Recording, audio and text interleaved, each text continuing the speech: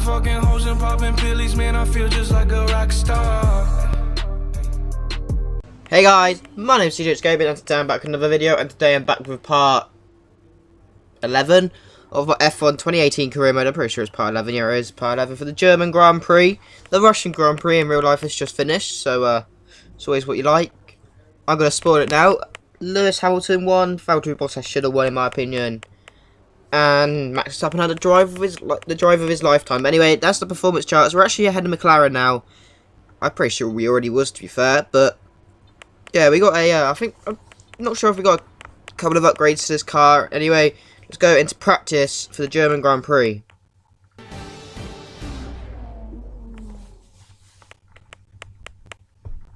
Guten Tag and welcome to Hockenheim, home of the German Grand Prix, for today's practice session. It's a big weekend for a number of our top drivers as they look for success on home soil. We'll be getting underway shortly to see how they get on.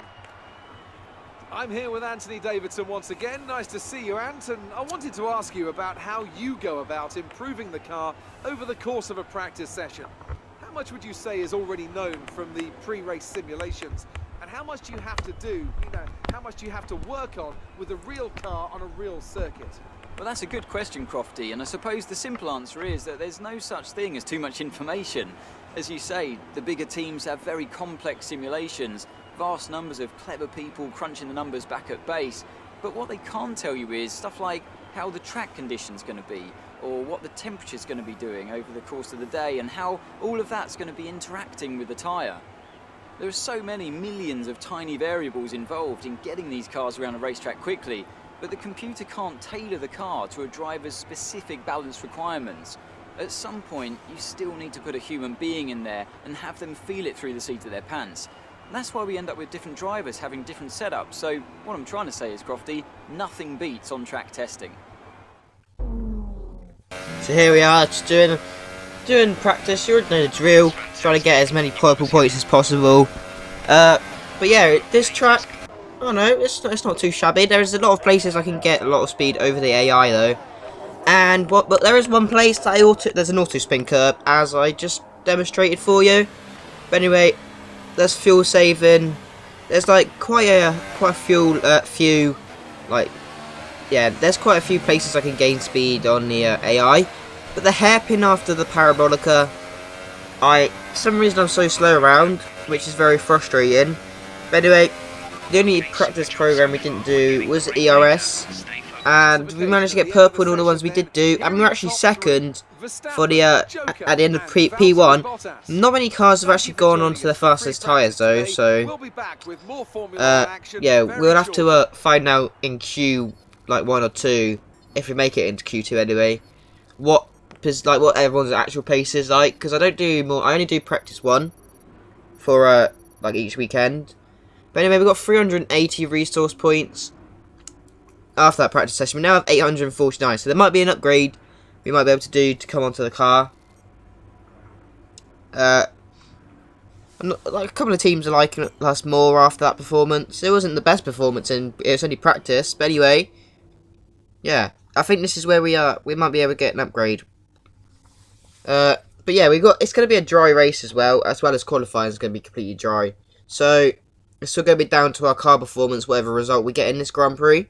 So hopefully it's a good one.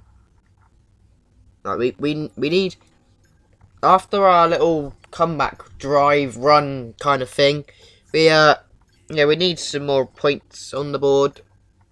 And I still got a chassis upgrade on the way. I completely forgot about that. Because not gonna lie to you, I recorded this months ago, I'm pretty sure. Well, more like weeks ago. But yeah, we're not going to get any upgrades, but we are going to go into qualifying for the German Grand Prix. So hopefully we can get a good result as well. That would be our main target. Welcome to Germany for today's qualifying session at the famous Hockenheim ring. The pit lane lights will turn green in the next minute or two to signify the start of qualifying.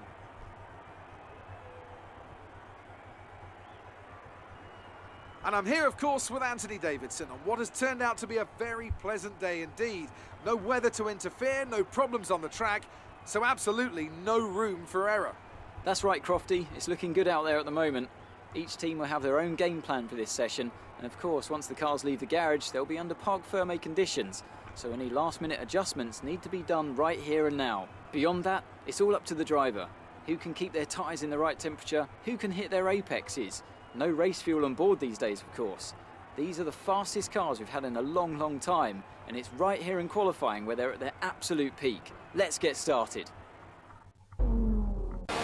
But yeah, in Q1, I sound like a moment, but oh well. In Q1, we set a 1:14.4, and that's going to be the only lap time we do set in this session. But we do go safely through. Perez is 5th with a 1:14.2, so there's only 2 tenths between us. But anyway, in Q2, we got some traffic ahead of us on our. I think this is our first run of the lap or the track or the session. God's sake. We set at 1:15.3, which isn't. It's actually slower than our Q1 lap time. But these are going to be the tyres that we will be starting on. But there you go, qualifying's complete. This is going to be our final run. We're purple in the first sector, but that is because of the first term. We can go a lot faster than the AI. But up to the line, we are green. We're 14th as it is, and we go P4. So we're safely through into Q3. And we will be starting on the ultra soft tyres, the fastest tyres available for this weekend, I'm pretty sure. Yeah, it is. Sergio Perez actually come 14th, so he's out of the Grand Prix. That is very disappointing from Perez himself. I expected him to be better than that. Anyway, we got 2 runs. I'm pretty sure we're going to do in Q3. We come up to the line. We set 1:14.3. Sebastian sets a 1:13.3. So he's a whole second faster than us. With P9 as it is, but we're going to go on to our final lap of qualifying for the German Grand Prix, round 11 of the first season of my F1 2018 career mode. We're already green for the first couple of corners. We've got K-Mag in front of us, Carlos Sainz Jr. Oh, I hardly ever say Junior, so I don't know why I said Junior. Is behind us in 10th place. 9th place would be too bad to finish, but it needs to be. I need to improve. I couldn't think what to say, but yeah, coming up to the hairpin, like I said in practice, very bad around here. We go very deep, but this is going to give us a better exit, and we're still going to be gaining some time on our previous lap time. No one's actually improved as it is, so it's still K-Mag, it's not improved. Carlos Sainz hasn't improved, so we're still P9. K-Mag's still 9th, and Sainz is P10 still. But yeah, we're a couple of tenths up. We're going to be in the 1:13s, I'm pretty sure. End of the second sector, I can't really read that. I think it's 8 tenths up. We can actually just lift off there. You don't actually have to brake for that right-hander. The AI normally do, I guess, from the braking line. But anyway, we got 4 corners left. Make that 2. Run a penultimate corner. If you go wide here, there's a sausage curve that will slow you down a little bit. And now around the last corner, up to the line. What lap time are we going to be able to set? We go P3, I'm pretty sure that is. We're going to be starting from the second row of the grid for the German Grand Prix. I'm pretty sure that's our best qualifying so far, I'm pretty sure. Only got Valtteri Bottas, Sebastian Vettel ahead of us. Got Lewis Hamilton behind us in 4th. Verstappen in 5th. Ricardo in 6th. Hulkenberg 7th. Grosjean 8th. Magnussen finished 9th with Carlos 10th. So they didn't improve either.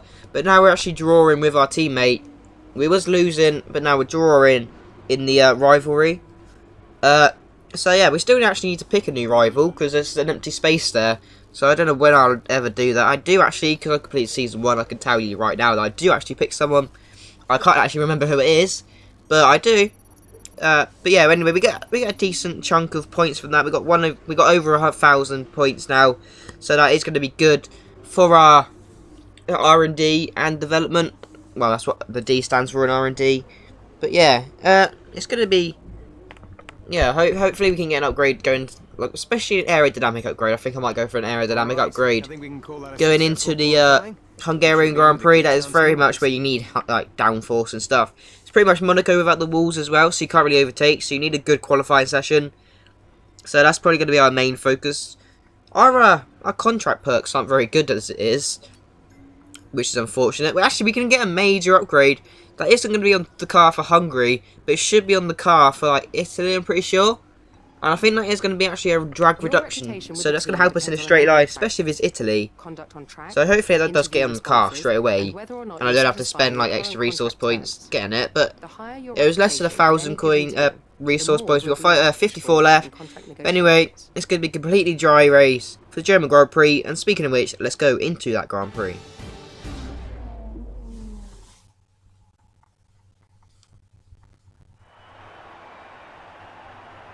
There's nowhere at all I'd rather be today than here at Hockenheim for the German Grand Prix. We have an incredibly competitive field this year, which means we should be in for a treat. And judging by the sea of people filling the grandstands, there's a fair-sized chunk of Germany that agrees with me.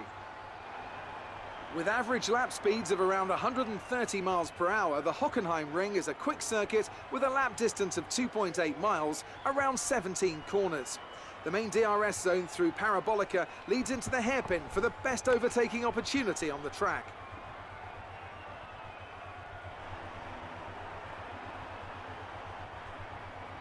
With me today, of course, is Anthony Davidson. Let's talk about Force India. What do you make of their performance so far this season? Well, the atmosphere within that team seems very positive at the moment.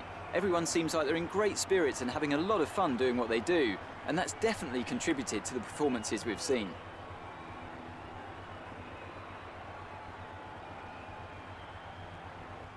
We're almost ready to go then, and this is what the starting grid looks like for today's race. Good job yesterday from Valtteri Bottas. The Finn starts from pole position, with Sebastian Vettel starting alongside. Looking down the rest of the grid, we have Joker, Hamilton, Max Verstappen and Ricciardo, Hülkenberg, Grosjean, Magnussen and Carlos Sainz, Raikkonen, Leclerc, Stoffel Van Dorn and Perez, Alonso, Gasly, Sergei Sirotkin and Brendan Hartley, Ericsson and Lance Stroll rounds off the grid.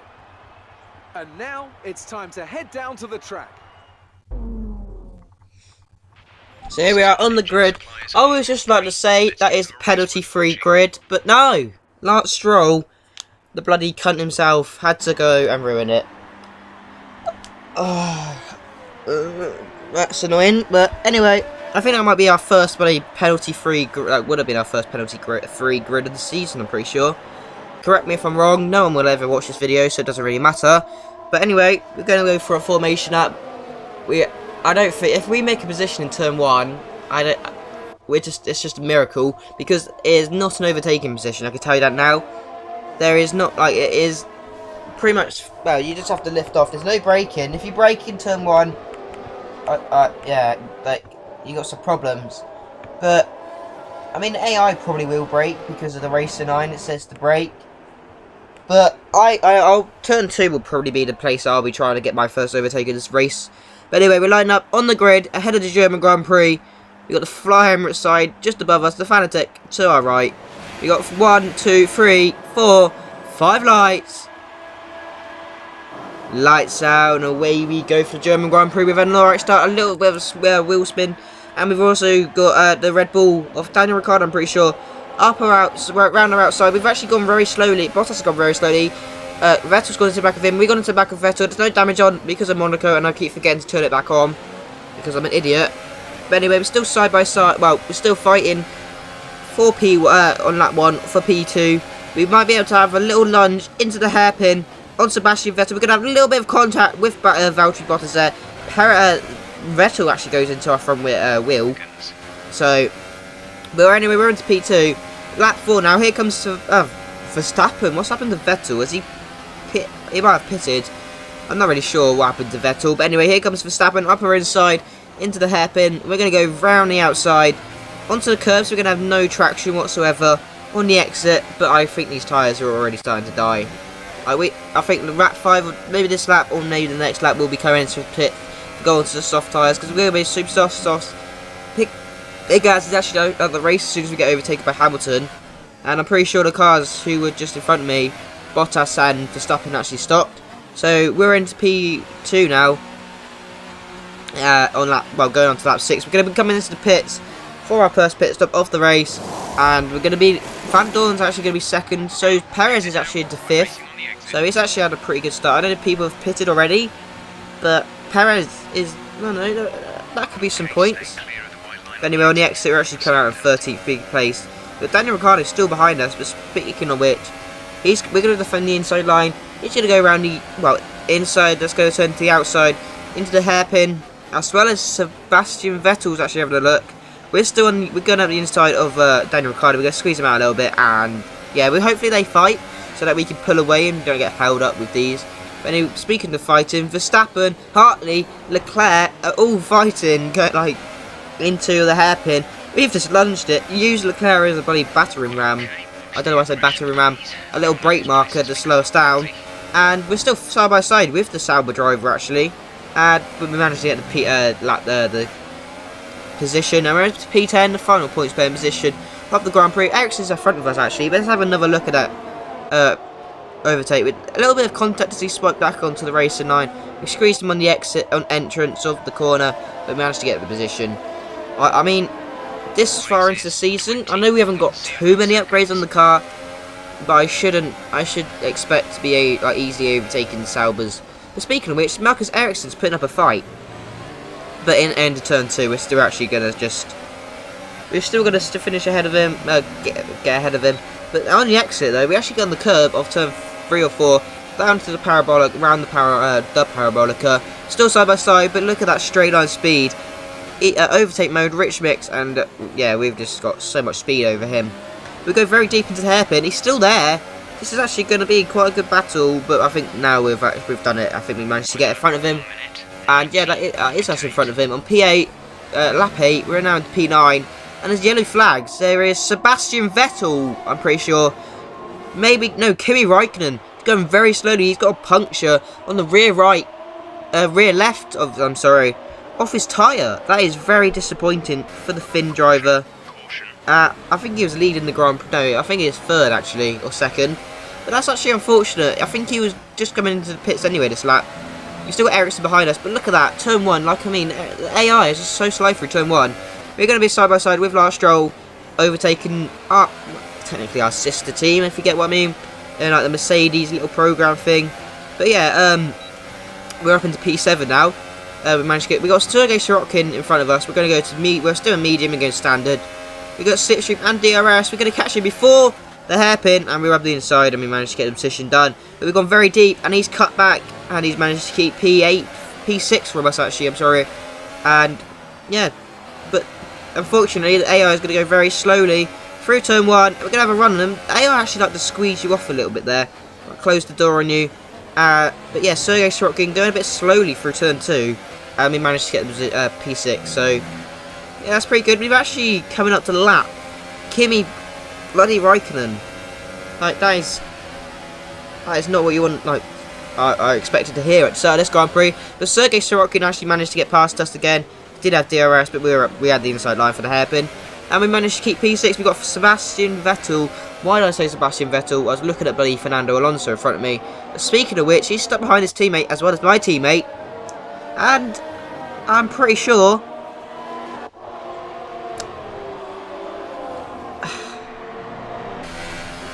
that's this race ended. Not gonna lie, his engine's gone up in smoke, and we're up into P5. Managed to get a free P5 position, and the virtual safety cars are being deployed. And this is going to help us save some fuel. It's now ending, and we didn't get in, no one pitted on lap 10.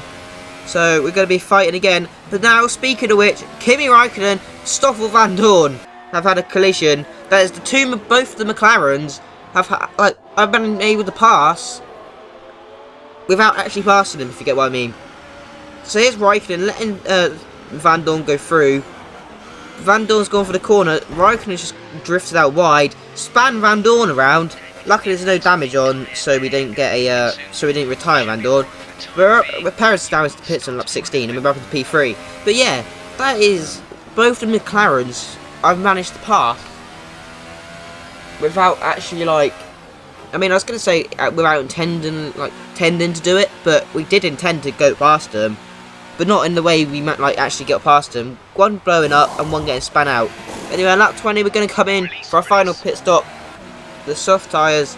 But we're actually going to get jumped by Perez. It's actually jumped us. So that's kind of that's not a good sign. We've also got Sebastian Vettel. I'm going to get in front of Sebastian Vettel actually. No, we're not. He's managed to stay in front of us. But this might actually be good. He is a faster car than us, so we're not expecting to beat him. However, if I can stick with him, and if he catches Perez, speaking of which, 4 laps later he does, I might be able to, if I keep fighting, I might be able to actually pass Perez as well as Sebastian Vettel, which might be what's going to happen. We've got double slipstream up the inside off Sergio Perez and Sebastian Vettel. We squeezed Vettel out, and we managed. My tactic that I just said actually worked, and we managed to get P3 and pass the 4-time world champion of Sebastian Vettel. He must be so angry right now that Perez has held him up. I mean, we lunged from Narnia, and we managed to get a position, so, I mean, we shouldn't really have, like, I don't know, it's a bit of a late lunge, but still, managed to get the position. But now Sebastian Vettel on the faster car. He's on the slower tyres, to be fair, though. We're actually on the softs, and he's on the mediums. He had to go around the outside on lap 31, I'm pretty sure. But lap 33, here he comes. We're purple in the first sector. Here comes Daniel Ricciardo, who's actually come out of nowhere. He's also on the mediums. We're on the softs. We've got more grip than him. Under braking, we're going to let him go around the outside. We're going to keep him there. We're going to squeeze him out on the exit. We've lost the back end just a tad there, but we've managed to get P3. But now, here comes Sebastian Vettel. That just felt so satisfying. I'm just saying that. That's like what we did on Carlos Sainz in Austria in turn 1. We did the same in Germany against Sebastian Vettel. But yeah, that was so satisfying to watch. But now Daniel Ricciardo on the final lap of the Grand Prix. Lewis Hamilton wins the German Grand Prix like he did in real life. And we managed to keep Daniel Ricciardo behind us. And I don't think that's going to be... I think that's going to be his last chance to be able to get past us. But coming around the last corner, checkered flags being waved. We're going to come up to the line to get 3rd place for the 2nd time in this F1 2018 career mode. I did not expect it, but it's happened. After that god-awful run, halfway through the first half of the season, a quarter of the way through the season, I guess, things are looking up on the up. Things are looking towards it up. But congratulations to Mercedes, who actually managed to get past us. This is actually very Mercedes home ground, and they managed to get 3 of their cars, well, technically 3 of their cars on the podium. 2 actual Mercedes and a Force India who has got the power unit of the Mercedes in the back of it. But anyway, at the end of that, Lewis Hamilton wins, Valtteri Bottas 2nd. I myself is 3rd, Daniel Ricciardo come 4th, and I didn't get the time to see. I think Perez come 9th, 8th or 9th, but anyway, we've got to speak to Claire, and she wants to know if I was on the wrong fuel strategy. Why? I know what I'm doing. Leave me alone. I know what I'm doing. I know it destroys the engine, but I normally would just leave it to, I normally would leave it, like, at 30, like, well, 0.34, I guess, and, yeah, no, just run rich mix until the first pit stop, at which then it starts going down, because on this game it just seems that fuel does not want to get burnt. But anyway, we're leading our rivalry by 3 points now, which is good. There was another question that Claire asked, but I can't actually remember what it was, because I was talking about the bloody fuel. But anyway, we get some more resource points at the end of that Grand Prix. It's going to be about 100. We do actually skip it for some reason. Not really sure why that is. But anyway, I think that's going to be the end of this episode. No, it's not actually. There's still quite a lot to go. Because I think I'm actually going to go into the Hungarian Grand Prix and actually have a sneak peek and see if any of our upgrades have actually gone to the car ahead of the Monaco without the barriers-esque race. I mean, it's been 23.5 minutes this episode already, but you just got to make it a bit longer. It's over 10 minutes. I'm not going to get any fuel, not any thingamabobs, not any ad lips or whatever. But we're actually we're not going down to Hungary to see our if any other upgrades go on the car. If there is any upgrades to go on the car for Hungary, we're actually going to pick Brendan Hartley as our rival ahead of the well, for the rest of the season, I guess. See how long it takes us to beat him. But yeah, we've got a couple of upgrades going on to the car. But anyway, I think that's going to be the end of this episode. I've been CJH Gaming, and I'll see you in the next one, which I think is Hungary. Yeah. Bye.